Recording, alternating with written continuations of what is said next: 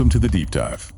Today we're taking a close look, a really granular look, at what it takes to get an armed security guard license in Florida. That's the Class G. Exactly. Think of this as your essential briefing. The demand for skilled, licensed professionals is definitely there, and we want to map out the process clearly. Okay, let's start right at the beginning. Who can actually pursue this? What are the baseline requirements? Well, the first hurdles are pretty straightforward. You have to be at least 18 years old. 18, okay. And critically, you need to be legally allowed to work in the U.S. Those are the absolute basics. Right, the entry gates. But carrying a firearm in a professional capacity, that obviously requires more scrutiny, doesn't it? Absolutely. Florida law is very clear on this. There's a mandatory comprehensive background check, no way around it. And comprehensive means? It means they look deep into your history, state, federal level. It's about public safety. And there's another layer too. If an applicant has a history of mental health issues, they might need to show proof of current mental stability. You know, documentation showing they're okay, perhaps successful treatment. It underscores the state's focus on responsibility. That makes complete sense. So assuming someone meets these initial checks, passes the background screening, the next big piece is training, right? And it seems like it's in two parts. Yes, that's right. You start with the Class D security officer training. That's a required 40-hour course, state approved, of course. 40 hours, and that covers the fundamentals. Pretty much, it's the foundation. Basic security techniques, the legal boundaries you operate within, emergency procedures. It's overseen by the Florida Department of Agriculture and Consumer Services. So the D is like the baseline unarmed security qualification. Exactly. That's your starting point. And how do you get to the G, the armed part? That requires the Class G firearms training. It's another specific state-approved course. This one is 28 hours long. Okay, 28 hours focused just on firearms. What does that entail? It gets really specific. Deep dives into the legalities of using a firearm as security, firearm mechanics, how they work, how to maintain them operational safety, which is huge, and then practical range time, shooting exercises. We came across the name Herfel in our research, an instructor with a lot of background. How important is the quality of instruction here? Oh, incredibly important. Someone like Herfel, you mentioned, with decades in law enforcement, firearms training, they bring something invaluable. Like real world application. Exactly. It's not just about hitting a target. It's about judgment, decision-making under immense pressure, realistic scenarios. That kind of experience shapes the training beyond just the mechanics. It really drills down on responsible handling in, potentially chaotic situations. Okay. So eligibility met, background check cleared. You've done the 40-hour D course, then the 28-hour G firearms course. What's the actual process for getting that first license, the Class D? Right, the paperwork stage. You have to send in a formal application to the Florida Division of Licensing. Standard stuff. Personal details, work history. Yes, personal info, your employment background. You'll need a recent photo too. Standard identification. But it's more than just paper these days, right? Fingerprints. Correct.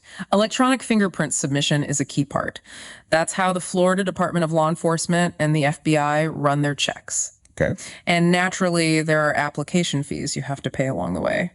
So you get the D license, the unarmed one. Now, adding the G qualification for armed work, is that a separate application? It is. It's a related step, but distinct. First, you either need to have your Class D license already or be actively in the process of getting it. So they're linked.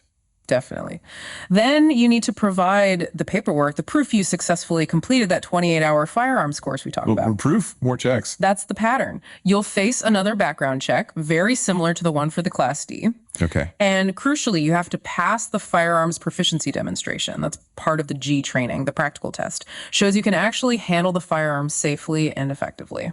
And there are places that specialize in this training. Yes. Providers like Valortech, for instance, offer courses specifically geared towards meeting these state requirements for the Class G. Right. So you jump through all these hoops, you finally have both your D and your G licenses. Is that it? Are you set for life? Oh, definitely not. Maintaining these licenses isn't a one and done thing. It requires an ongoing commitment. How so?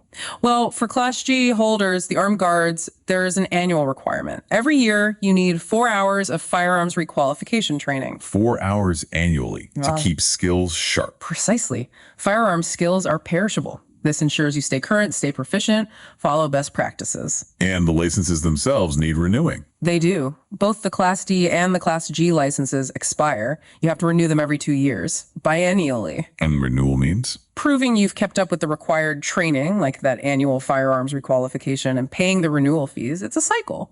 Beyond the licenses and the training, what else should someone thinking about this career path know? Any other major considerations? Absolutely. If you're thinking bigger, like starting your own security agency, there are insurance rules. You'll need substantial general liability insurance. Minimum $300,000 is typical. Okay, that's significant. And more generally, for any armed guard, staying current on the law is non-negotiable. Use of force laws, state regulations, federal guidelines, these things change. You have to stay informed. That makes sense. What about the job itself, the day-to-day reality?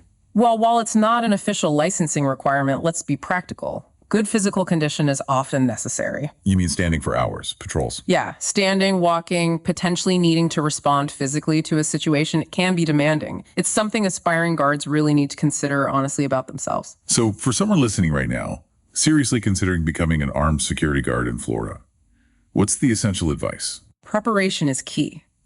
Don't just check the boxes in training. Really absorb the material, master the skills, aim for real competence, not just passing. Go beyond the minimum. Exactly. And network. Connect with people already in the field, agencies. That can lead to mentorship, opportunities. Professionalism, too, it matters every single day. It's how you build a reputation and advance. And staying informed. Crucial. Keep learning about legal updates, new technology and security, best practices. Use resources, like training providers such as Valortech, not just for initial licensing, but for ongoing development. Okay, so let's recap this journey.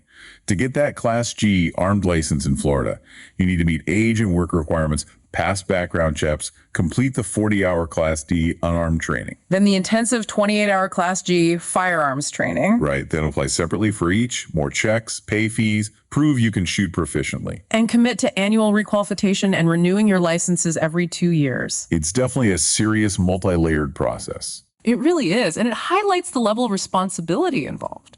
The commitment to training, following the law strictly, prioritizing safety, acting professionally. These aren't just suggestions. They're fundamental to doing this job right, ethically and successfully. It certainly paints a picture of a demanding role. Makes you think, doesn't it, about the weight these professionals carry, the decisions they face, the situations they might encounter. It's clearly about much more than just having permission to carry a weapon. Thanks for breaking that all down for us.